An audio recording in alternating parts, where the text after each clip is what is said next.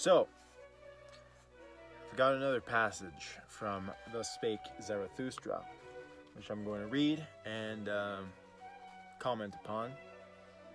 And the reason that I'm choosing this passage is because I was just in Yosemite Valley, which is one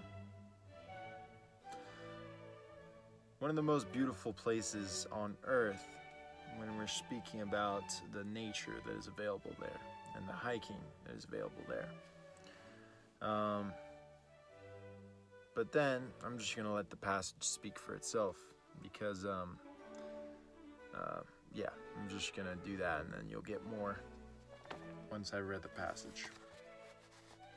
The passage is called The Rabble. And if you don't know what rabble means, maybe look it up. Life is a well of delight, but where the rabble also drink, there all fountains are poisoned. To everything cleanly am I well disposed, but I hate to see the grinning mouths and the thirst of the unclean. They cast their eye down into the fountain, and now glanceth up to me their odious smile out of the fountain. The holy water have they poisoned with their lustfulness, and when they called their filthy dreams delight, then poisoned they also the words. Indignant becometh the flame when they put their damp hearts to the fire. The spirit itself bubbleth and smoketh when the rabble approach the fire. Mawkish and over-mellow becometh the fruit in their hands, unsteady and withered at the top doth their look make the fruit tree. And many a one who hath turned away from life hath only turned away from the rabble. He hated to share with them fountain, flame, and fruit. And many a one who hath gone into the wilderness and suffered thirst with beasts of prey disliked only to sit at the cistern with filthy camel drivers. And many a one who hath come along as a destroyer and as a hailstorm to all cornfields wanted merely to put his foot into the jaws of the rabble and thus stop their throat. And it is not the mouthful which hath most choked me, to know that life itself requireth enmity and death and torture crosses. But I asked once, and suffocated almost with my question, what? Is the rabble also necessary for life? Are poisoned fountains necessary, and stinking fires and filthy dreams and maggots in the bread of life? Not my hatred, but my loathing gnawed hungrily at my life. Oft times became I weary of spirit when I found even the rabble spiritual. And on the rulers turned I my back when I saw what they now call ruling, to traffic and bargain for power with the rabble. Amongst peoples of a strange language did I dwell, with stopped ears, so that the language of their trafficking might remain strange unto me, and their bargaining for power. And holding my nose, I went morosely through all yesterdays and todays. Verily, badly smell all yesterdays and todays of the scribbling rabble. Like a cripple become deaf and blind and dumb, thus have I lived long, that I might not live with the power rabble, the scribe rabble, and the pleasure rabble. Toilsomely did my spirit mount stairs, and cautiously alms of delight were its refreshment. On the staff did life creep along with the blind one. What hath happened unto me? How have I freed myself from loathing?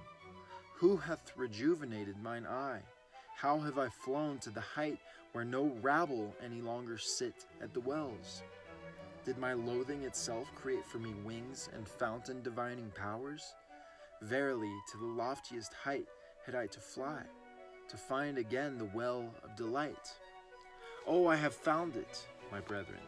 Here on the loftiest height bubbleth up for me the well of delight. And there is a life at whose waters none of the rabble drink with me. Almost too violently dost thou flow for me, thou fountain of delight, and often emptiest thou the goblet again, in wanting to fill it. And yet must I learn to approach thee more modestly. Far too violently doth my heart still flow towards thee.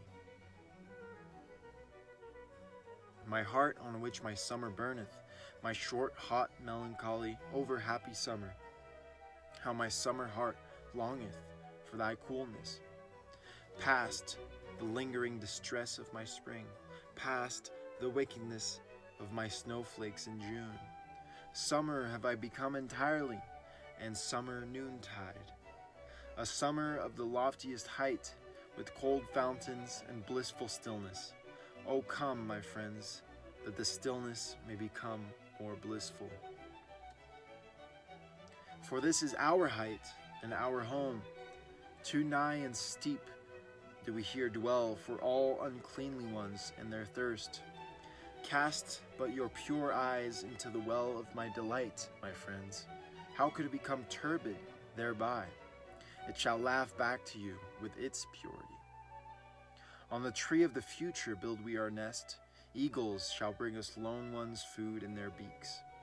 Verily, no food of which the impure could be fellow partakers. Fire would they think they devoured, and burn their mouths. Verily, no abodes do we here keep ready for the impure. An ice cave to their bodies would our happiness be, and to their spirits. And as strong winds will we live above them, neighbors to the eagles, neighbors to the snow, neighbors to the sun. Thus live the strong winds. And like a wind will I one day blow amongst them, and with my spirit take breath from their spirit. Thus willeth my future. Verily, a strong wind is Zarathustra to all low places. And this counsel counseleth he to his enemies, and to whatever spitteth and speweth. Take care not to spit against the wind. Thus spake Zarathustra. Okay, so I'm going to go pretty much line by line, skip a few lines here and there, and kind of give my thoughts on it. Now, I'm going to keep my Yosemite thoughts contained within the first line, because I think it encapsulates my entire experience. So I might go on a little rant. You'll have to forgive me or not. Life is a well of delight, but where the rabble also drink, there all fountains are poisoned. So life, the entire created world, and the whole life-giving essence of this whole world, and the beauty of nature that is encapsulated and embodied within that idea, and the actual immanence of life. It's a well of delight. It's a beautiful well. It's a spring from which you might drink water and satiate this thirst for meaning that we have as human beings. But where the rabble also drink, there all fountains are poisoned. And when he says the rabble, he is specifically meaning spiritually inferior human beings. Now, I don't like necessarily the term inferior. That's not how I want to look at it, but this is kind of the spirit of Nietzsche's philosophy, is he believes in absolute hierarchy of values, and there are some people who are just absolutely superior, and some people who are just inferior, and that's the way of nature. Now, that can be quite a poisonous thought, but here, I have to get this off my chest, because I was in Yosemite, and I consider myself a spiritual being, very in tune with the energetic nature of reality, with the beauty of nature, connecting with the divinity of the world. And I went to Yosemite, and Yosemite's beautiful valley, one of my favorite places on earth, in order to really dive into those energies. This is the well of delight into which I was going in order to drink from the springs of nature, to heal myself spiritually, to connect spiritually.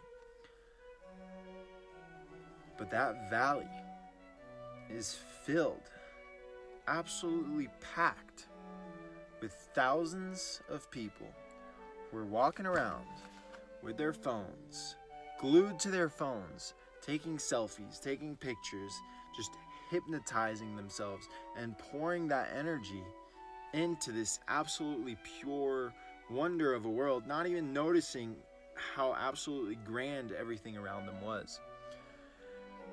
To me, that's what Nietzsche is talking about here.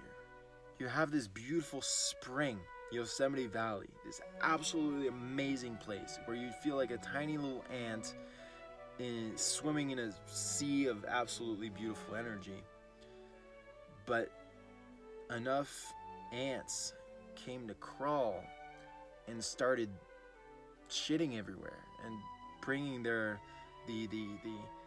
polluted energy of the city and the screens, which doesn't belong in the natural world, and they started bringing that energy into this valley.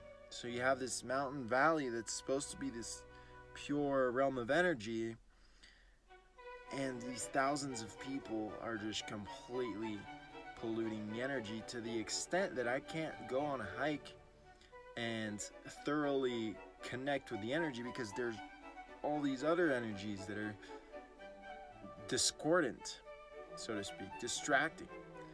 Now, perhaps that's my fault. Perhaps that's me letting that energy into my field. But it's hard when you go into nature, specifically to connect with nature, but the city folk have brought the city into nature and polluted the energy and the energetic purity of that area. So that's my no, that's not the end of my rant, because the world follows a meta-symbolic structure. And just as this metaphorical spring that is Yosemite Valley felt all polluted and was disgusting me in quite some ways, as you can tell, I went to a spring called Fern Spring. And springs throughout all of human history have been where humans go to drink the purest water that they can possibly drink. And the sign for the spring was covered by a black plastic bag. And all around the spring, they had signs posted saying, non-potable water. Now, if that's not a symbol of what has happened to Yosemite Valley, then I don't know what is. And to me, those signs are just blasphemy. They're literally an assault upon the divinity of Yosemite Valley, and they encapsulate it basically is a blatant statement, which was already kind of like pretty clear, but the national park system, for all its qualities, does have this massive problem that it caters to these city crowds, because it follows this capitalist system that's built on mindless consumerism and the commodification of nature and the falsification of nature. So that was just kind of like their sign saying, no, even we, the protectors of the natural realm, we deem this water not drinkable. This absolutely natural, the purest water you can drink. No, that's not drinkable. You got to drink our fluoridated water from our taps, because we've filtrated it through our nefarious system. So anyway. So life is a well of delight, but where the rabble also drink, there all fountains are poisoned. I've made that fairly clear. To everything cleanly am I well disposed, but I hate to see the grinning mouths and the thirst of the unclean. They cast their eye down into the fountain, and now glanceth up to me their odious smile out of the fountain. So we might imagine that spring that I was talking about in Yosemite. They've projected a particular kind of vision into that spring, into the beautiful natural spring, divine spring of nature.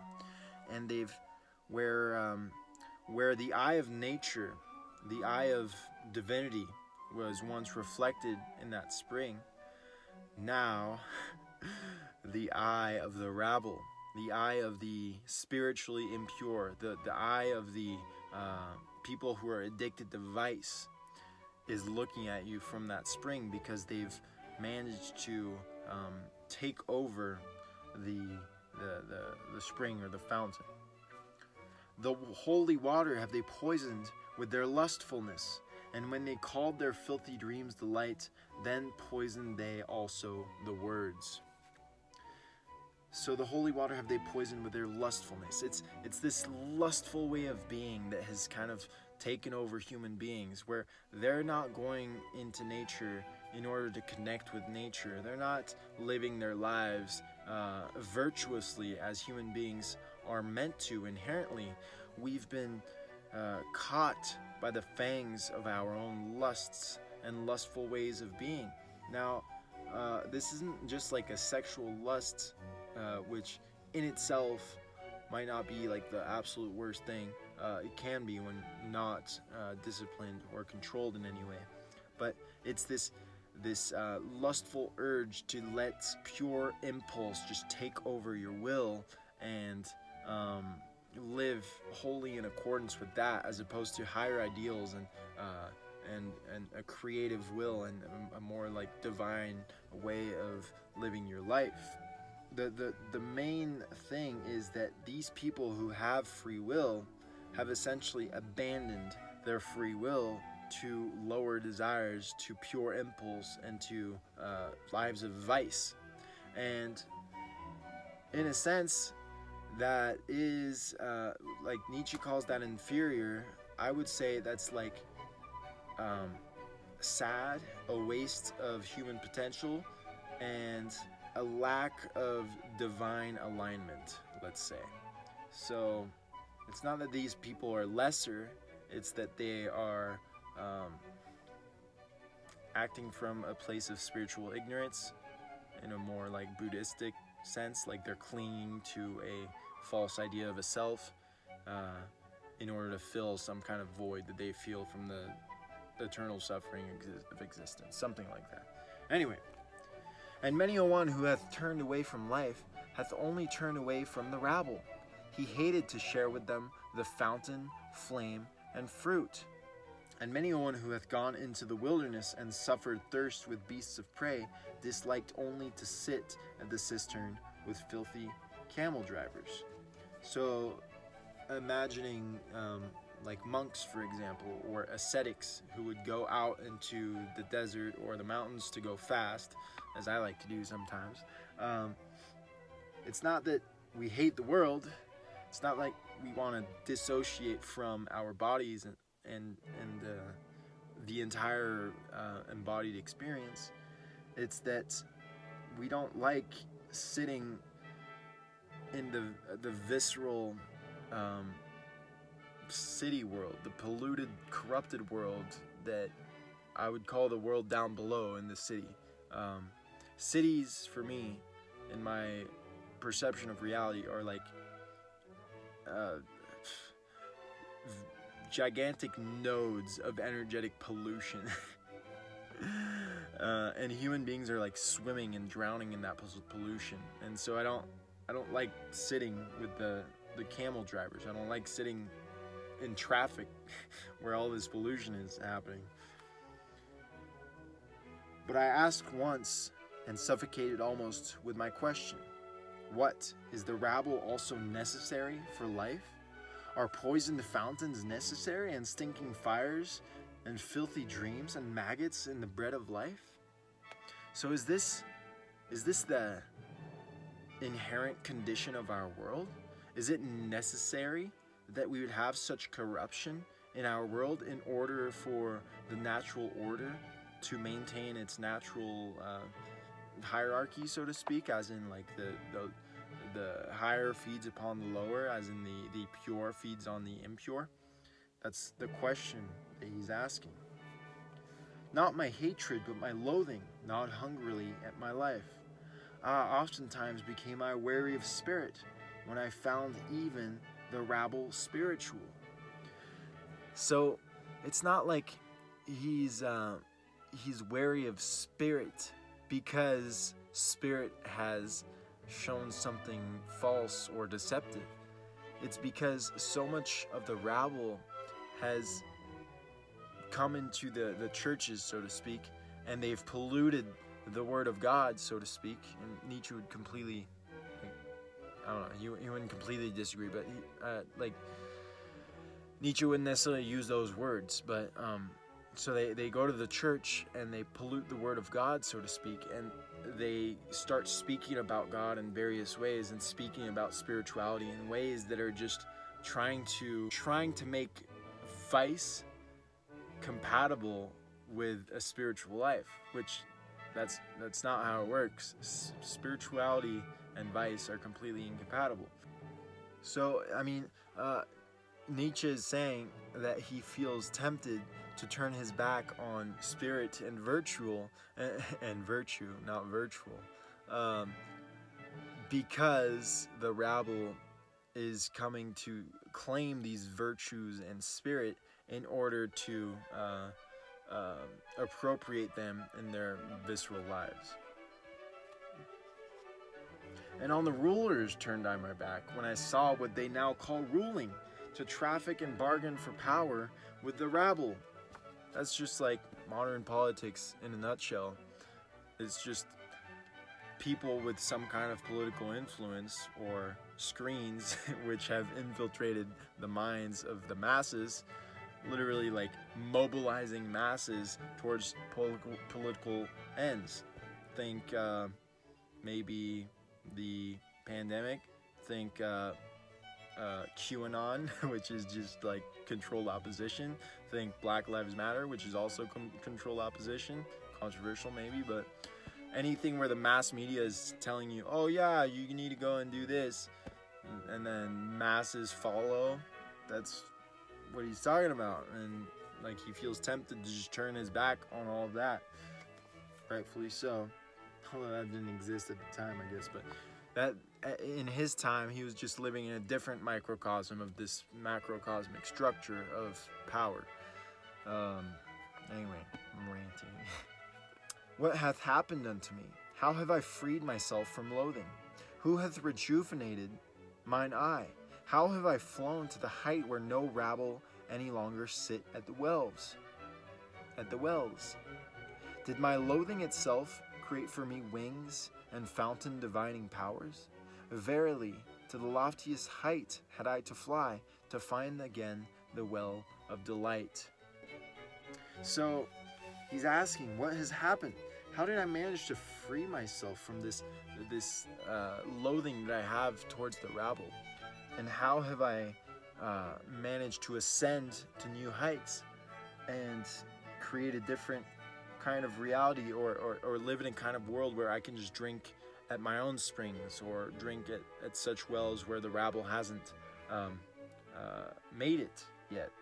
So maybe something like, instead of hanging out in the city or Yosemite Valley where the rabble still hangs out, you just gotta climb higher and go find a mountain spring like way up high where like go backpacking or something, even though some backpackers are still bringing their freaking screens into the mountains. But anyway, so he says, did my loathing itself create for me wings and fountain divining powers? So was it this hatred for the visceral way of life of the rabble that made him escape into a more virtuous and more spiritual way of being? He just had to, verily, to the loftiest height had I to fly, to find again the well of delight. So he just had to go as high as possible, away from all the rabble. Oh, I have found it, my brethren. Here on the loftiest height bubbleth up for me the well of delight. And there is a life at whose waters none of the rabble drink with me. So he had to ascend to the highest of all spiritual realms, so to speak. Not even like spiritual in terms of like some idealistic, like interdimensional realities. He's more thinking in terms of conquering life with his willpower and spirit and creative energy and life force and libido, so to speak. And he has forced himself into this realm where he has transmuted this kind of hatred for the rabble into this creative energy to create and inspire new ways of perceiving the world, of building the world. Almost too violently dost thou flow for me, thou fountain of delight, and often emptiest thou the goblet again in wanting to fill it. So it's almost like this current of energy is pouring out too strongly. This creative force, which is like this book. Really, like this book is just that creative energy that transmuted the energy of hatred towards the rabble into something beautiful, something spiritually pure, something of spiritual, creative, divine maybe worth. Past the lingering distress of my spring, past the wickedness of my snowflakes in June, summer have I become entirely, and summer noontide, a summer on the loftiest height, with cold fountains and blissful stillness. O come, my friends, that the stillness may become more blissful. So here, summer is this time of most vivacious life. So spring, everything has come to life, and then in the summertime, everything is just life and fountains flowing everywhere, and just everyone's having the best time in the summertime. And then he says, a summer on the loftiest height. So he's in this spiritual climax of sorts, with cold fountains and blissful stillness. And one can't help but think of the blissful stillness in the meditative practices such as Hinduism, Buddhism, Taoism, and those kind of that whole more Eastern, less Western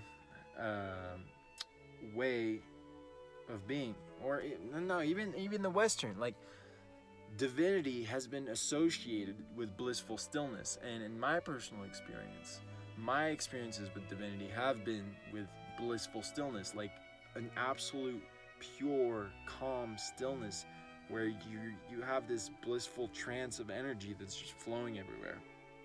And I think he's probably talking about an actual like psychic energetic reality that he underwent, like this blissful stillness with cold fountains of just endless springs that are springing out, and he can just drink all that water free of the rabble's pollution. And he says, "Oh, come, my friends, that the stillness may become more blissful." So he's inviting fellow human beings who are seekers of this most highly spirited way of life, and inviting us to live in that world, to abandon the world of the rabble and vice, and to come live in this more virtuous way of creating, of pouring our will into the world in such a way that might reflect a divine spring, or even just a natural spring. Just pouring ourselves into the world in ways that are most spirited, in ways that are most pure, in ways that bring the most blissful stillness. And then once more and more people dwell in that modality of energy, more and more people embody that blissful stillness within themselves, and that ripples out into the world.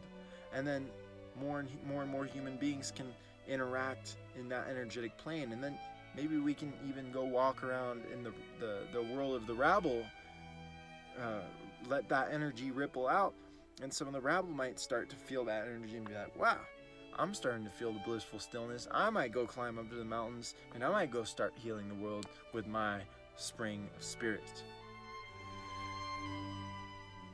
On the tree of the future build we our nest. Eagles shall bring us lone ones food in their beaks. Verily, no food of which the impure could be fellow partakers. Fire would they think they devoured, and burn their mouths. Verily, no abodes do we here keep ready for the impure. An ice cave to their bodies would our happiness be, and to their spirits. So, he's inviting us, inviting anyone who dwells in such a frequency of really high spirit, spiritual, although you might disagree with that word, but being. And he's saying, let's build our huts way up high, where we'll be eating with eagles. Eagles will come and feed us. Eagles being some kind of symbol of like the most ascended natural beings. And here, none of the rabble, none of the people who are spiritually impure, who live in vice, would even be able to come and consume such food and such nourishment, such spiritual nourishment. They would think that it's fire. They would think that it's poison. They would start eating it and they would like vomit it out because they're not ready. They would have to first purify themselves by dedicating themselves to a more virtuous way of life, to a more spirited and willful, sovereign way of life. And then would they be ready to come and join such communities. Even their spirits have been so polluted down below to where their spirits are acclimated to that world down below. And so it would take a lot of training in order and preparation in order to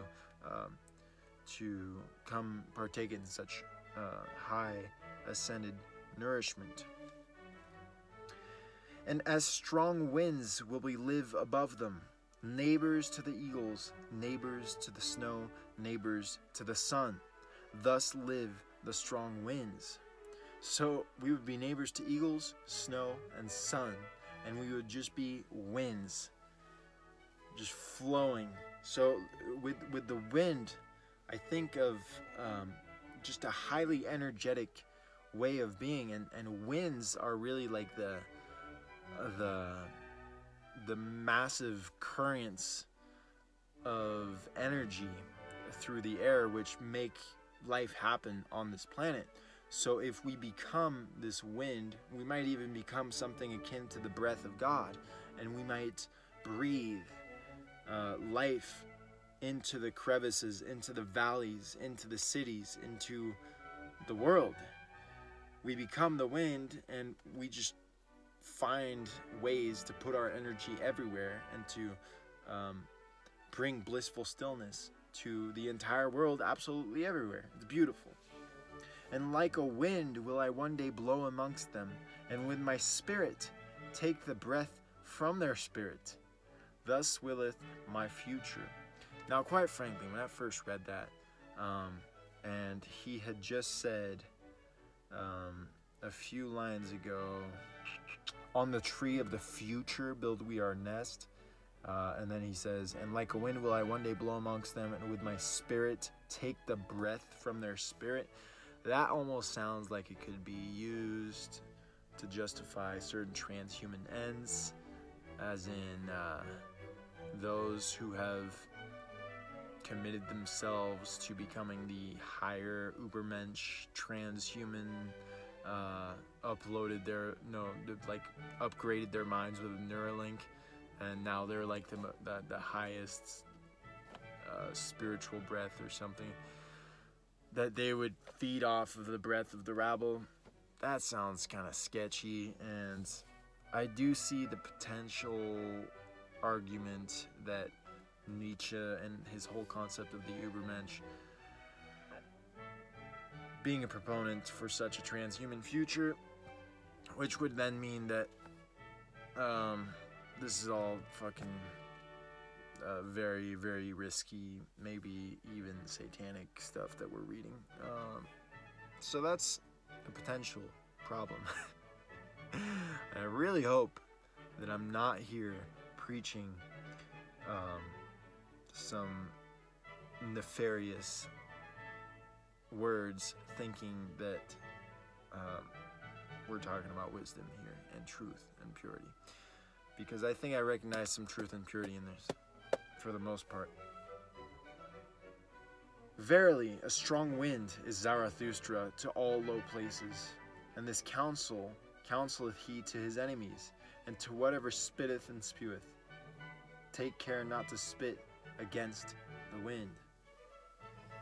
So don't go against the winds of spirit. Make sure you align yourself with spirit. You become spirit. You become that wind, and you float gently along those winds. Because if you go against the wind, you're just going to get knocked down. You're going to get swallowed up, and then maybe even, I don't know, perish or something like that. That's so lame and dark. And thus spake Zarathustra. So that's the end. It's a pretty long passage, and I had a lot to say about it. But here's the essence of the whole passage. The rabble, they're not necessarily inferior, but they are living spiritually impure lives of their own volition. Maybe not like entirely, maybe they're caught up in a bunch of deceptive streams, but nevertheless they allow such deceptive streams to take over their lives. So do not be someone who falls for deception. Do not be someone who lives a life of vice. Dedicate yourself to virtue and to truth and to goodness and to creating things of beauty and divine alignment. That's, I think, what I really get out of this. And then if you climb high enough, into like actual and metaphorical mountains, then you can purify yourself. No matter how many forms of vice you might be dealing with, because we all have our vices that we're dealing with, just go purify yourself in the literal and metaphorical mountains. Dedicate yourself to the highest ideals and to the highest of virtues, and reach the blissful stillness that will purify you and this world, and all will be well. That's it. So, much love.